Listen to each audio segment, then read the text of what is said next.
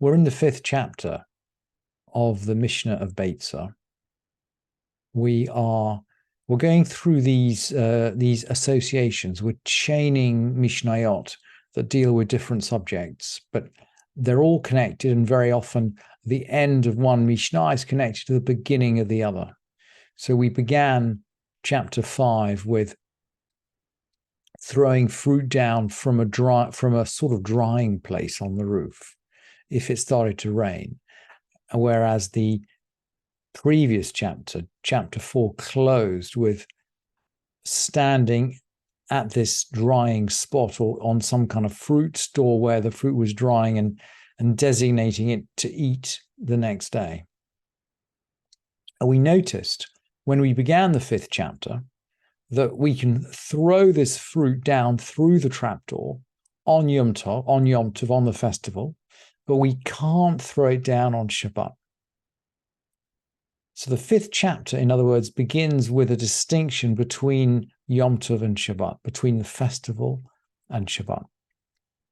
And now the 5th chapter is going to explore this distinction, this tension, or the differentiation between Yom Tov and Shabbat in a bit more detail. And it's going to begin, by the way, with the similarities.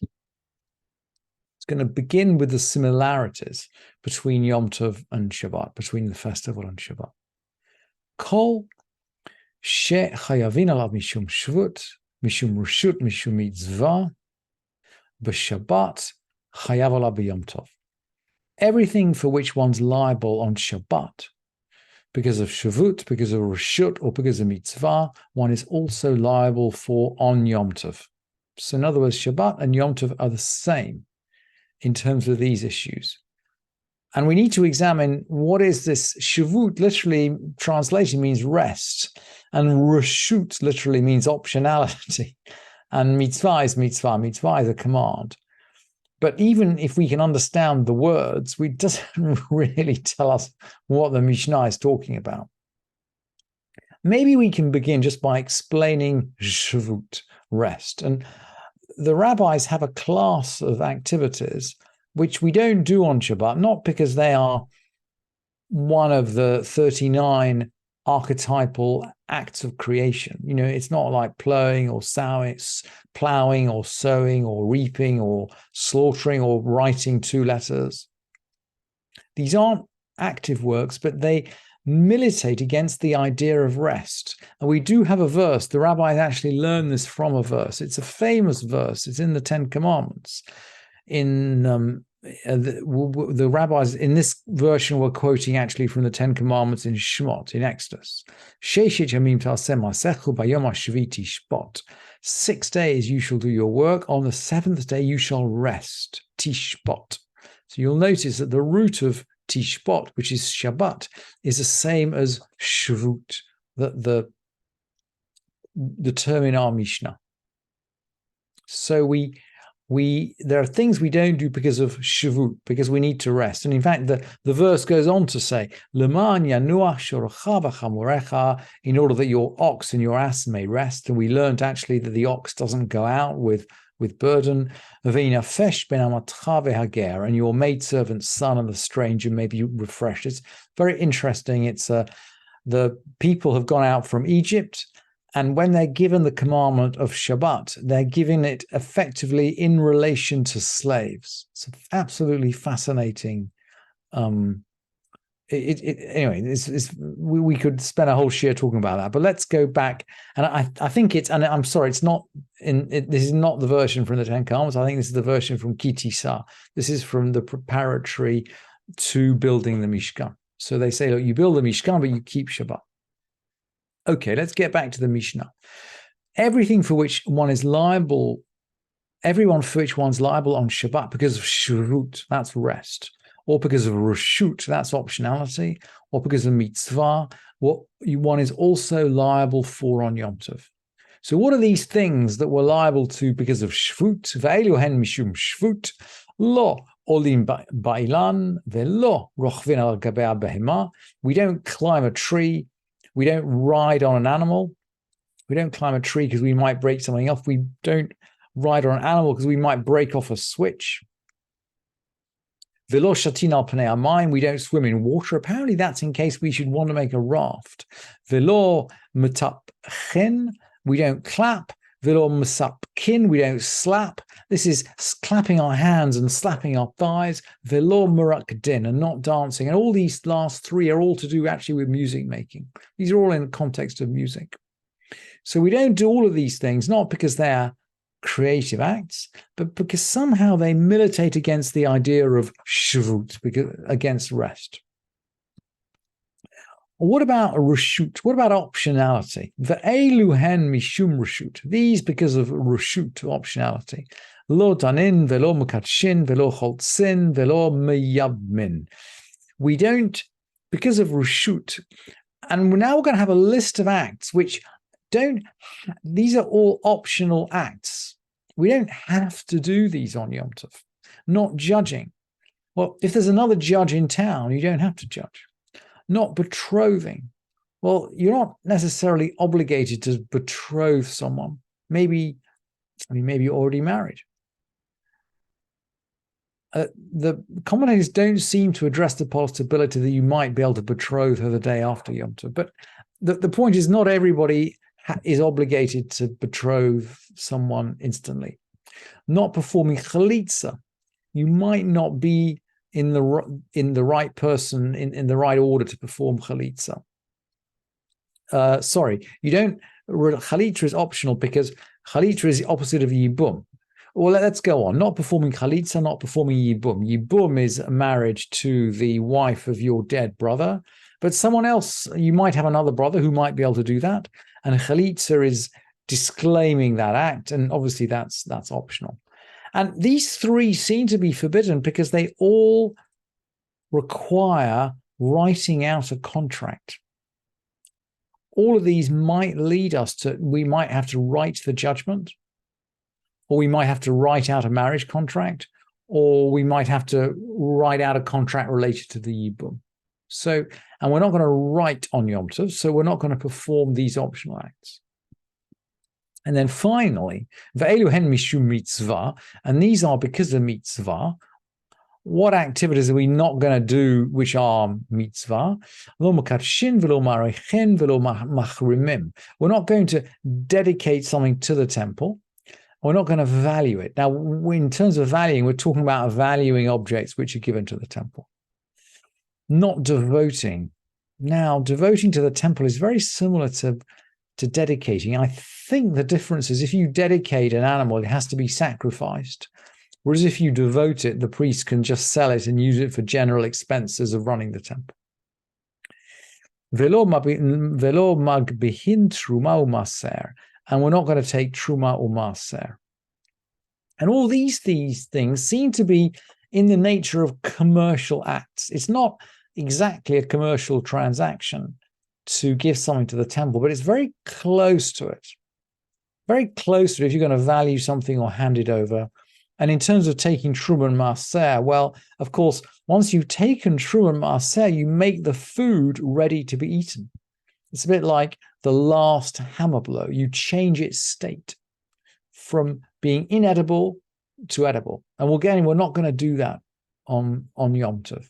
But we learned yesterday that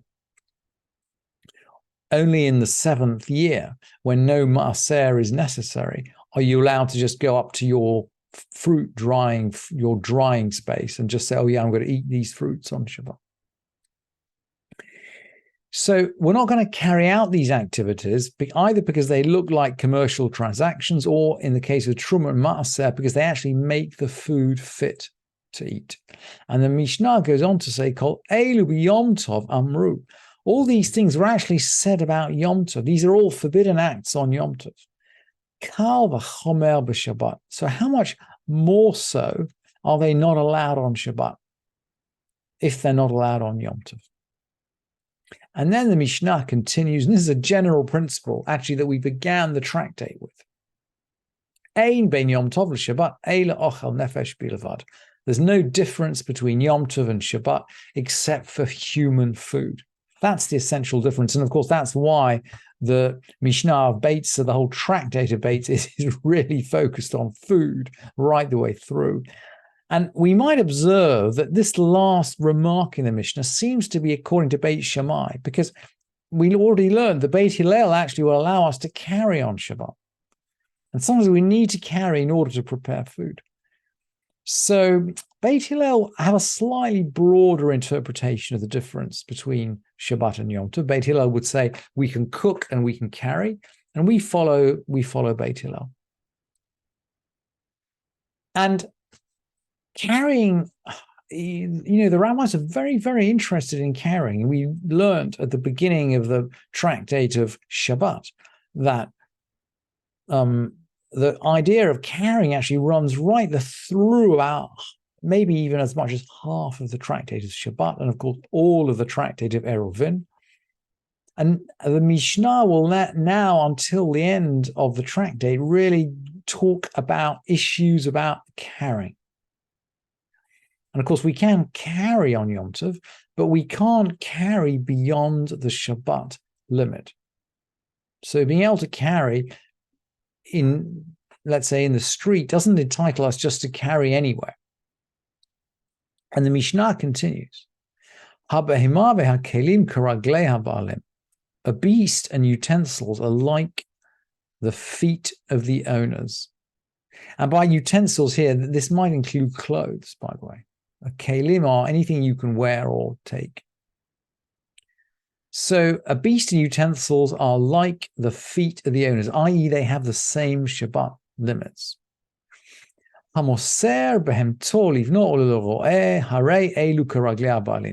If someone hands his cow over to his child or to a cow herd, they are like the feet of the owner. This is the cow now, not the cow herd. So in other words, if it's your property, when Yom Tov begins, it retains that status right the way through Yom Tov. Handing your property over to someone else to take care of it doesn't change its status from the point of view of the Shabbat limits. And the Mishnah will make this blindingly clear in the next few examples. Let's look at vessels. I should not have translated this as vessels, actually. These are kelim. They probably refer to clothes, not vessels. But kelim in Hebrew can be indeterminate. It could be a pot, or it could be a coat. Anyway, stuff, I should translate. Stuff that's been designated for one of the brothers in a house. Hare elu karaglav. They are like his feet. So in other words, if he has set up an Eruv in a particular day, if he set up an Eruv, so he can go 2,000 amot one way, but perhaps not the other way, they can go in that same direction. V'she'ein miyuchadin hare elu kimkom sheholchen. If they haven't been designated, they are like a place where they may, well, I put in brackets all here, kimkom sheholchen, where they may go. But the Mishnah is talking about somewhere where they may all go. So, for example, if one person has set up an Eruv one way, and remember we said you could set up an Eruv to the east and go 4,000 amot east. You could set up an Eruv to the west and go 4,000 amot west. But you couldn't do both. You had to choose. Now, if we've got two brothers in the house, and one of them has set up an Eruv to the east, and one has set up an Eruv to the west, and there's some coat in the house that is designated for both of them, or that's not been designated at all, that coat can't actually go anywhere because it doesn't specifically belong either in the eastward or the westward direction. It's just stuck. It is stuck. So if you want to move your stuff around on Yom Tov, at least you need to designate it to whoever is going to move it. Hashoel, kli mechavero me'erev Yom Tov, keraglei hashoel. If someone borrows something, again a vessel, but it could be a coat. If someone borrows a coat from their neighbor on Erev Yom Tov, on the eve of Yom Tov, it's like the feet of the borrower, i.e., essentially it's treated like the borrower for the purpose of Shabbat limits. But Yom Tov, karaglei hamashil. But if he actually borrowed it on Yom Tov, it's like the feet of the lender, because we don't change the state, this coat that we've just lent on Yom Tov. I can lend you my coat on Yom Tov, but its status with regard to the tchum, with regard to the eruv, doesn't change. And when we learned the tractate of Eruvin, we learned that everything in Eruvin works as the world was when Shabbat came in. In other words, if the eruv is good when Shabbat came in or when Yom Tov came in, it's good right the way through Shabbat. But we can't change the status after Shabbat. And it's the same with this lent object. If it belonged to the lender when Yom Tov came in, it's like the feet of the lender.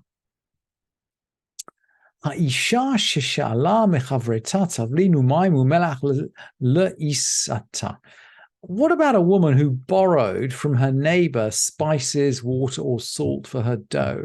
Very interesting, by the way. The Mishnah is specifically talking about women with regard to making dough. So maybe that was a feminine occupation in those days. They are like the feet of both of them. So we've mixed a dough now. The flour presumably comes from the borrower, but the spices or water or salt come from the lender. So they both have a share in this dough. So the dough can't move except in a place where they can both go. Just like the clothes that have not been designated and might belong to one or the other of the brothers in a house. The dough can't move except somewhere where they may both move.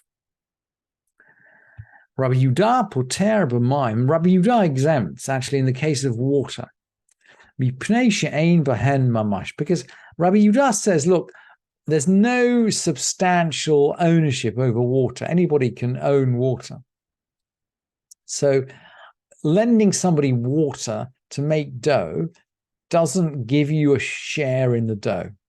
That's the view of Rabbi Yehuda, and actually the sages disagree. The halacha does not go according to Rabbi Yehuda.